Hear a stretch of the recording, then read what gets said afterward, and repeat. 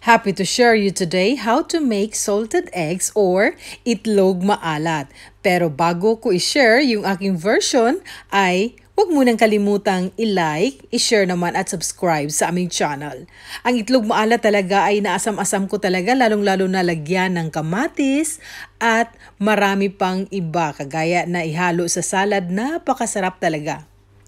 Ako ay isang Pinay na naninirahan dito sa France at I love itlog maalat talaga at wala akong mabilhan dito. Di kagaya sa Pinas na maraming mga tindahan ang nag-offer ng itlog maalat.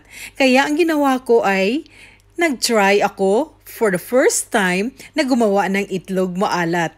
At narito ang ating mga ingredient para sa ating salted eggs or itlog maalat recipe. Para sa first try ay 5 itlog lang muna yung aking gagawing itlog maalat and 1/2 cup na asin. Tapos 1/2 liter na tubig. Tapos of course yung jar or bowl na small lang para eksakto lang yung ating 5 itlog. 5 itlog lang muna kasi first try at hindi ako gusto na magkakamali. Of course, I can make 20 or 30 pero gusto ko munang start lang muna 5 itlog kaya ito lang muna yung maliit na bowl or jar yung gamitin natin.